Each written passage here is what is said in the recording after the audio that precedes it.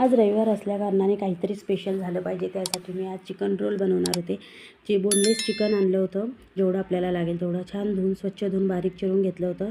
तेल टाकून त्याच्यामध्ये पहिले चिकन टाकून घेतलं, 5 मिनटं त्याला शिजवलं. वरतून नंतर कांदा टाकला.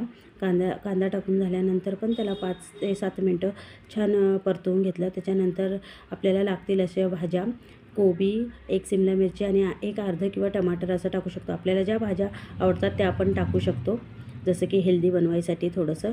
आणि छान परतून घ्यायचं. वरतून मीठ आणि मग आपल्या घरामध्ये जे काही बेसिक मसाले असतात, लाल तिखट, हळद, चिकन मसाला, गरम मसाला, जे कोणते मसाले आपल्याला ॲड करायचे असतील ते आपण टाकू शकतो.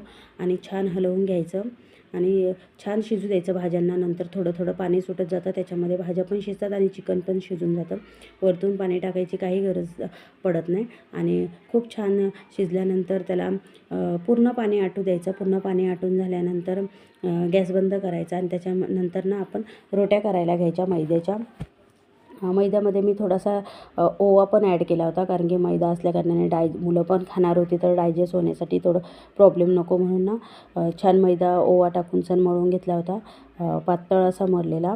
कारण की त्याच्या रोट्या ना अशा मध्यम आकाराच्या, नरम म्हणजे जास्त कडक पण नको आणि नरम पण नको, त्यासाठी होण्यासाठी पहिले लाटून घेतलं. नंतर हातावर अशा बारीक करून घेतल्या आणि तवा टाकल्यानंतर तव्यावर तेल टाकून पसरवून त्या रोट्या त्याच्यावर टाकल्या. छान खरपूस भाजून घ्यायच्या आणि बनल्यानंतर ना त्याच्यावरती जे काही आपण चिकन बनवलेलं आहे ते रोलच्या मध्यभागी टाकायचं, चपातीच्या मध्यभागी टाकायचं आणि ना छान रोल तयार करून घ्यायचा. त्याच्यावर आपण मेयोनीज वगैरे, चीज वगैरे पण टाकू शकतो छान सजवण्यासाठी.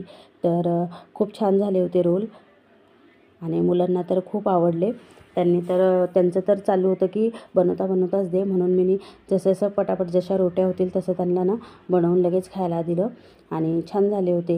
त्यांना तर खूप आवडले, मला पण खूप आवडले. वरतून ना छान अशी कोथिंबीर